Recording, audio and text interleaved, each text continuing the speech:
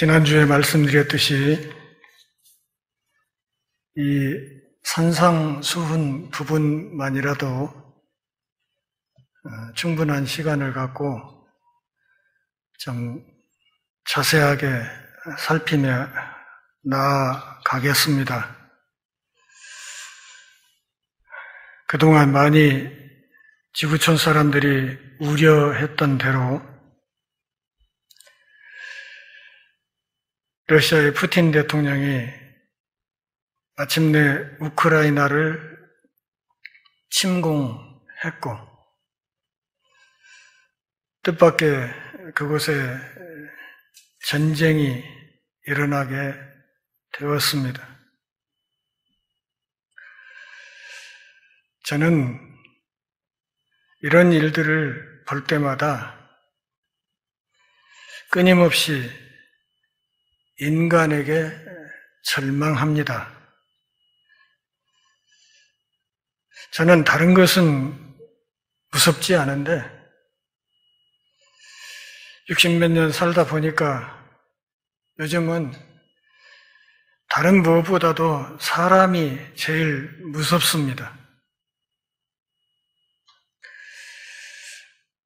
내 가슴을 어디까지 열어줘야 할지, 어느 정도까지 속마음을 털어놓아야 할지, 그것이 문득 망설여지는 때가 덜어 있기 때문입니다.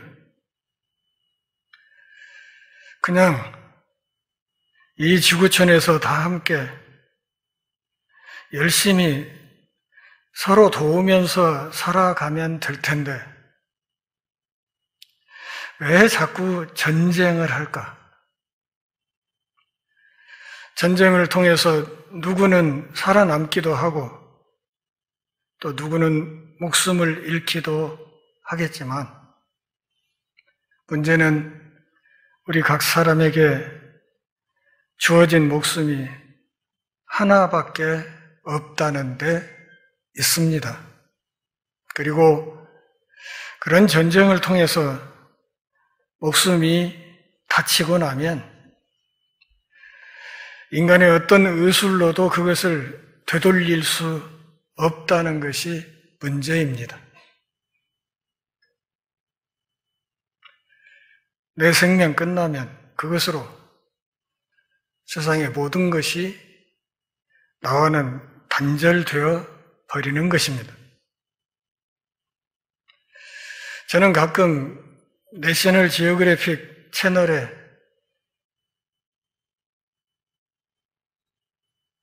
아프리카의 동물들 다큐멘터리를 봅니다.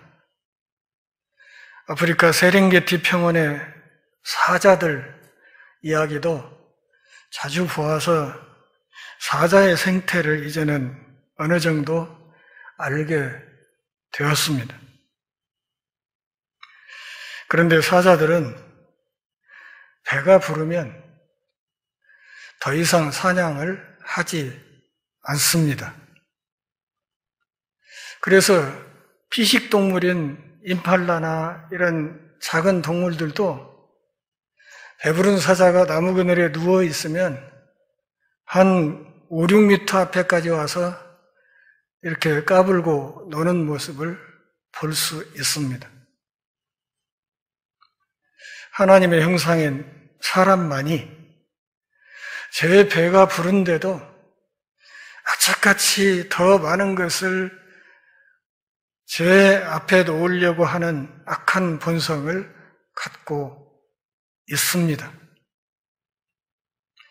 평생 먹고 쓰고 남을 것을 모아놓고도 더 많은 것을 품에 안지 못해서 안달하는 것이 사람입니다. 우리 모두가 다 정도의 차이가 있지만 다 그렇습니다.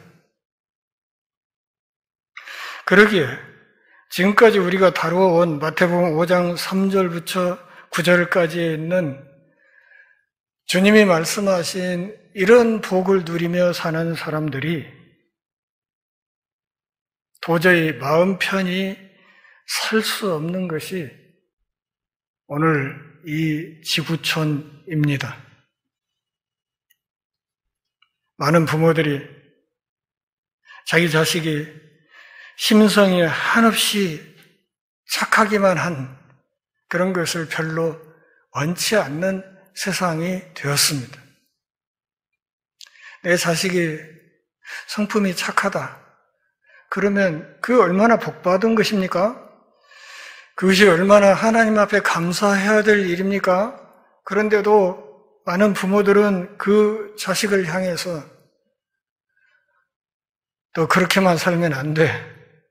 이렇게 고춧가루 훈수를 하는 세상이 되었습니다. 너무 슬프지 않습니까?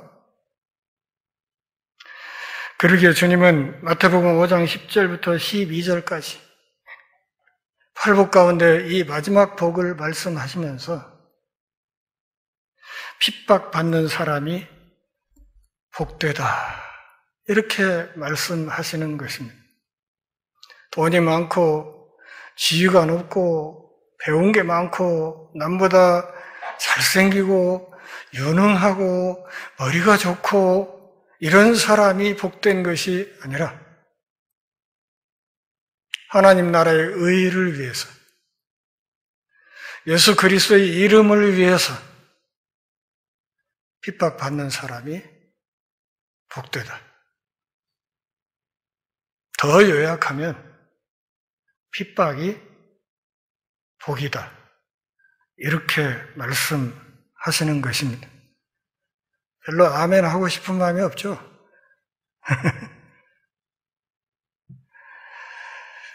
벌써 한 20년 전 일이지만 그때도 아마 이와 비슷한 주제로 설교를 했을 것입니다. 설교 끝나고 예배를 마치고 점심 식사를 함께 하는 자리에서 권사님 한 분이 저에게 그렇게 말씀을 하셨어요. 목사님, 우리 교회는 크기는 틀렸습니다. 왜요? 와서 복 받아라, 복 받아라, 복 받아라 해도 올까 말까 하는 세상에서 자꾸 고난이 있다, 어려울 것이다, 힘들다, 그렇게 설교를 하니 어디 사람들이 오겠습니까? 권사님의 염려를 제가 모르는 바는 아니지만 저는 그래도 저에게 주어진 소임이 그렇기 때문에 핍박을 받으라고 말을 할 수밖에 없습니다. 팔복 가운데서 이 마지막 복이 인간의 생각과 경험에 가장 반하는 것으로 보입니다. 세상은 겸손한 복, 죄를 슬퍼하는 것, 그리고 의로움을 추구하는 것, 남을 불쌍히 여기는 것, 마음의 정결 혹은 거룩을 위해서 평화를 만드는 일, 이런 것들을 별로 좋아하지 않습니다. 그리고 그런 일을 하려고 하는 사람을 별로 좋게 보지도 않습니다. 엄밀히 말하면 이렇게 살려는 사람들을 세상이 상을 주어야 마땅한데 이 세상은 그런 사람들에게 상을 주기보다 오히려 이 복 있는 사람들을 더 핍박하고 더 박해합니다. 몇 년 전 미국의 어느 잡지사에서 사람들을 행복하게 만드는 것을 결정하기 위해 여론조사를 한 적이 있습니다. 그 잡지사에서 받은 응답에 따르면 행복한 사람들은 스스로를 희생하지 않으면서 다른 사람들을 부리려 하고 있었습니다. 나는 희생 않고 누군가에게 왕노릇하는 것을 원하더라. 그런 말이에요. 그러면 행복하다고 대답을 했다는 거예요. 그들은 부정적인 감정이나 정서에 참여하기를 거부했습니다. 그리고 그 사람들은 자기 만족에 기반한 성취감을 갖고 있었습니다. 그런 사람들이 행복하다는 거예요. 이런 원리들이 서술하고 있는 사람들은 완전히 우리 주님이 단호하게 복되다고 말씀하신 부류의 사람들과 반대되는 삶을 추구하는 사람들입니다. 예수님은 복된 사람은 자기 만족에 사로잡힌 사람이 아니라 박해, 언약, 자세가 세상 사람들과는 다른 복을 받는 사람들이라고 말씀하셨습니다. 이제 박해에 대해서 좀 깊이 생각해 보겠습니다. 핍박받은 사람들은 천국 시민들입니다. 믿으십니까? 핍박받는다. 예수님 때문에, 그분이 가르쳐 주신 의로움 때문에 내가 핍박을 받는다. 그게 천국 시민의 증표라 그 말이에요. 이 사람들은 앞서 말한 7가지 복된 삶을 살아내는 사람들입니다. 그 7가지 복을 성취시키기 위해서 그리스도인들은 8번째 복을 경험하는 정도까지 헌신합니다. 어디까지? 핍박받기까지. 디모데후서 3장 12절 말씀을 보면 무릇 그리스도 예수 안에서 경건하게 살고자 하는 박해를 받으리라 그랬습니다. 이 말씀을 기록하기 전에 바울은 그 앞에 있는 디모데후서 3장 11절에서 안디옥과 이고니온과 루스드라에서 자신이 닥한 박해 그리고 고난을 언급했습니다. 천국의 삶을 살았던 사람으로서 사도 바울은 박해를 당했으며 또한 천국의 삶을 사는 다른 이들도 비슷한 대우를 예상할 수 있다고 했습니다. 고대 이스라엘에서 있었던 일이 오늘날에도 있고 그 일은 우리 주님이 다시 오실 때까지 끊임없이 지속될 것입니다. 무슨 일? 하나님 앞에 의롭게 서고자 하는 사람들이 핍박받는 일, 그 일이 지속될 것이다.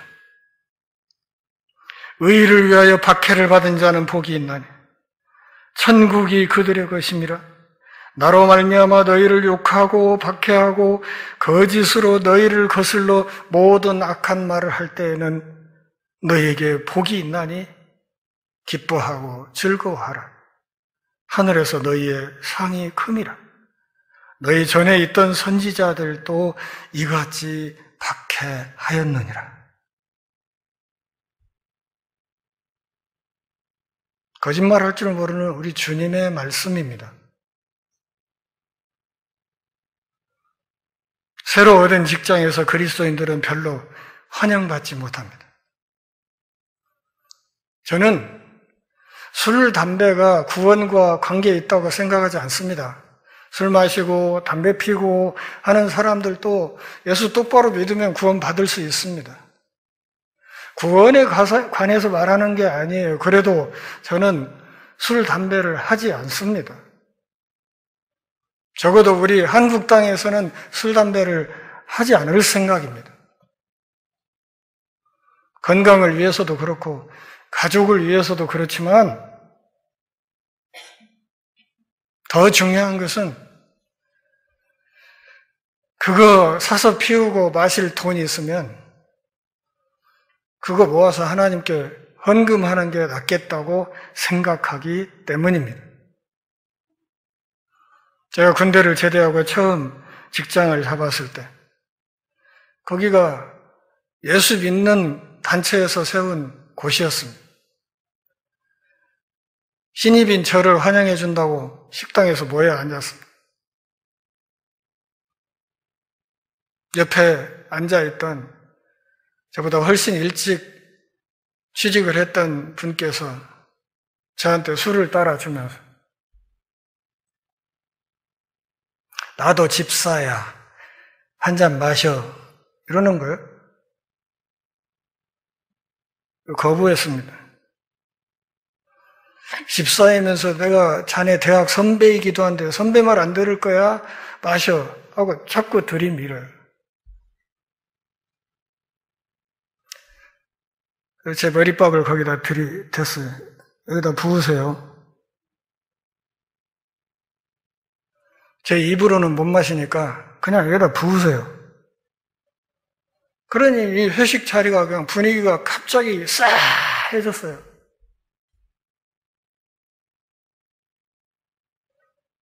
결국 안 마셨죠.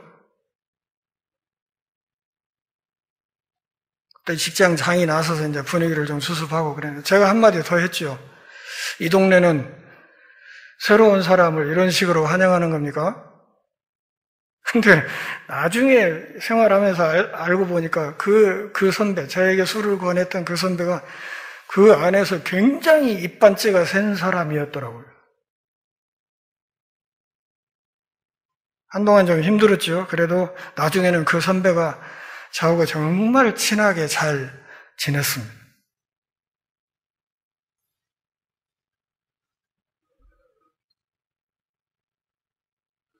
믿는 곳에서도 그러는데 안 믿는 곳에서는 어떻겠습니까? 직장 동료들은 우리가 그리스도인이라는 것을 짐작도 하지 못할 때가 있습니다. 사람들이 우리가 적어도 순종하는 의로운 그리스도인이라는 것을 믿을 이유가 없는 한 우리는 박해에 대해서 염려할 필요가 없습니다. 그러나 우리가 그리스도의 삶의 표준을 표방할 때 우리는 그리스도께서 당하신 비난을 받게 될 것입니다. 갈라디아서 4장 29절. 그러나 그때 육체를 따라 난 자가 성령을 따라 난 자를 박해한 것 같이 이제도 그러하도다.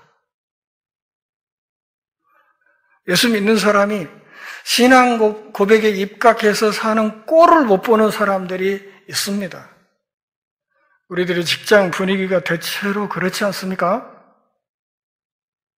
육체로만 태어난 사람들은 영으로 난 사람들을 박해할 것입니다.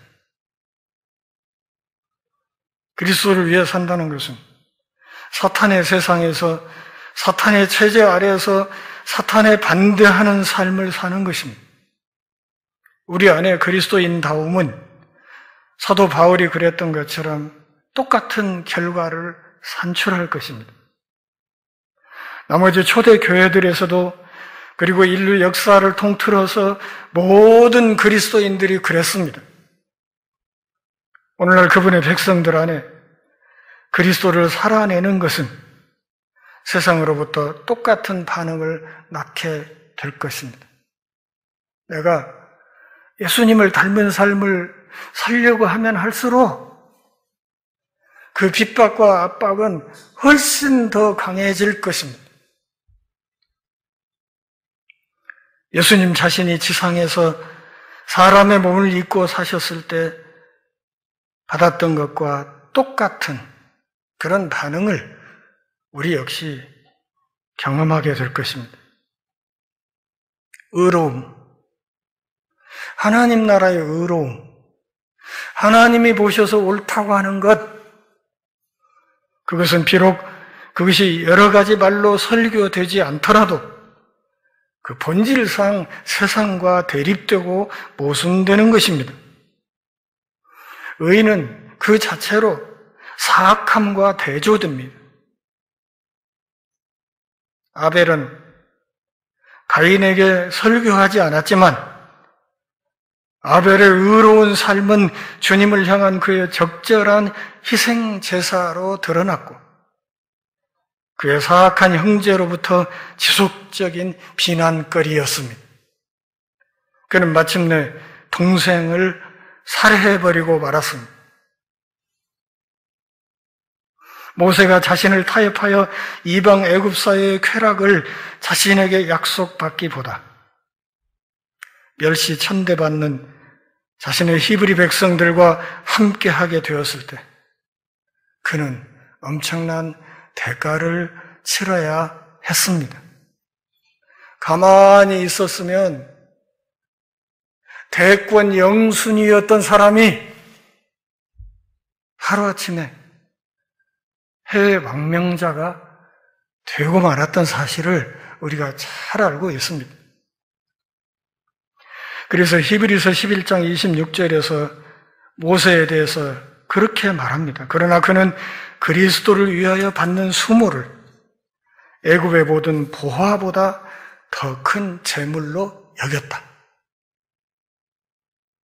요즘식으로 말하면 미국 대통령 후보 영순위였던 사람이 오늘날 해외 망명객이 돼버렸다 그 말이지. 왜? 하나님의 백성, 하나님이 말씀하시는 그 의로움 때문에 그것을 지키기 위해서 그렇게 했다 그런 말입니다.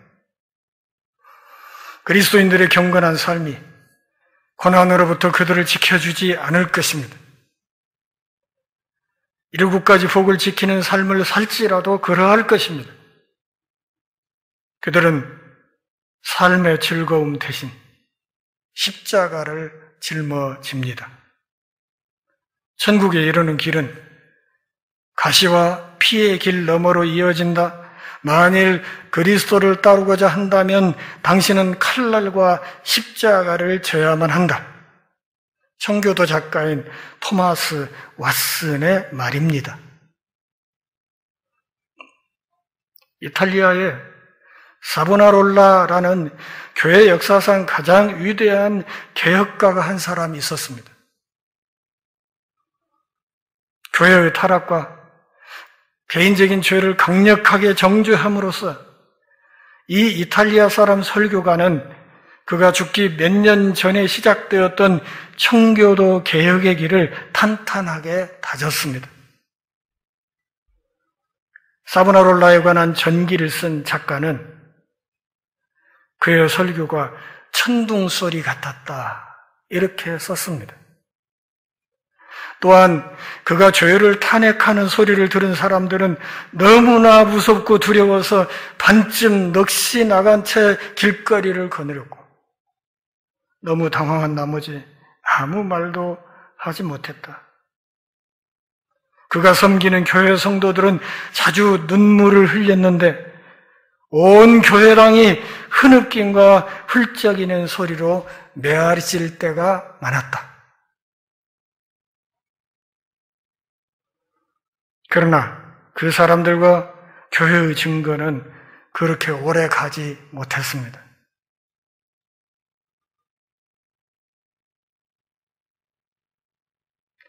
사보나롤라가 타협하지 않고 하나님의 의를 선포함으로 종교 권력자들에 의해서 이단으로 몰려 교수형에 처해졌고 그의 시체가 마침내 불태워졌기 때문입니다.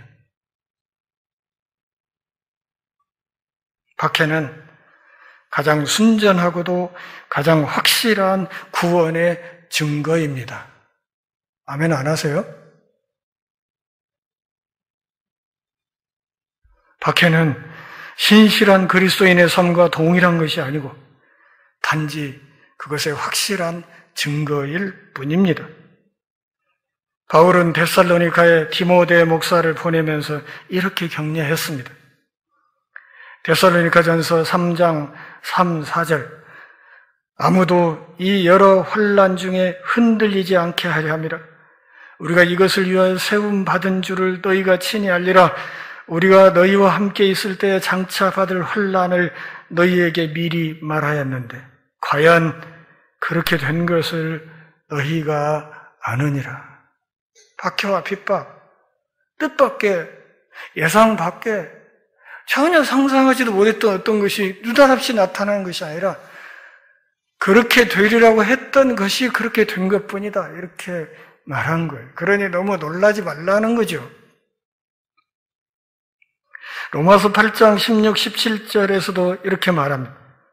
성령이 친히 너희의 영과 더불어 우리가 하나님의 자녀인 것을 증언하시나니 자녀이면 또한 상속자 곧 하나님의 상속자요 그리스도와 함께한 상속자니 우리가 그와 함께 영광을 받기 위하여 고난도 함께 받아야 할 것이니라. 우리가 하나님으로부터 영광을 받게 되겠지만 그 영광은 마치 동전 같아서 이쪽을 보면 영광, 이쪽을 보면 고난, 그렇다 그 말입니다. 그러니까 어느 하나를 빼고 나머지 하나만 취할 수는 없다는 것입니다. 곧 고난당하는 박해는 정상적인 그리스도인의 삶의 한 부분이라는 것입니다. 또한 비록 우리가 믿음 때문에 비난과 조롱과 비판과 반대를 경험하지 못한다 할지라도 매 순간 내 믿음의 진정성을 시험해야 할 이유가 여기에 있는 것입니다. 왜 내 삶에 박해가 없고 핍박이 없지?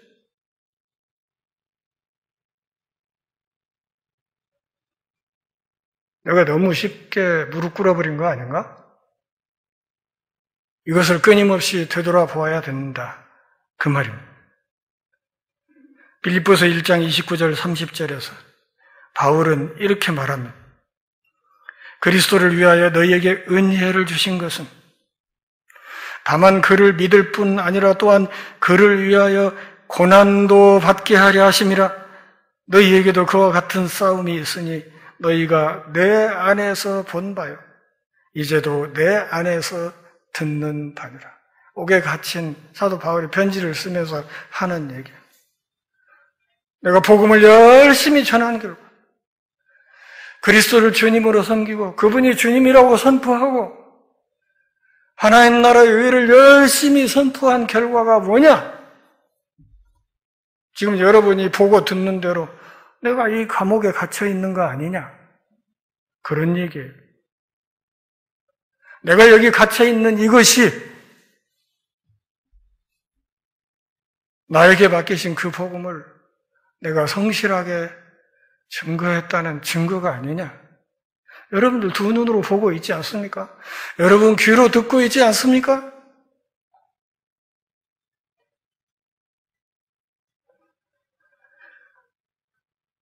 그 앞에 빌립보서 1장 28절에서는 이렇게 말했습니다. 무슨 일이든지 대적하는 자들 때문에 두려워하지 아니하는 이 일을 듣고자 함이라. 이것이 그들에게는 멸망의 증거요 너희에게는 구원의 증거니 이는 하나님으로부터 난 것이라. 그리스도를 위한 박해는 그것이 우리를 박해하며 저주하는 자들의 표지인 것과 마찬가지로 우리 구원의 확실한 표지라는 것을 분명히 믿을 수 있기를 바랍니다. 무슨 말인가? 의롭게 사는 우리를 핍박하는 사람들, 그 핍박하는 그 몸짓, 우리를 개독이라고 욕하고 교회를 짓밟으려 하는 이런 사람들의 그 몸짓, 그것은 그들이 멸망받은 사람이라는 증거이고 그들로부터 우리가 당하는 이 박해와 핍박은 우리가 하나님의 백성이고 하나님의 자녀이고 천국 시민권자라는 사실의 증거라는 것을 말하는 것입니다. 삶이 얼마나 남았든지 간에 남은 생애 동안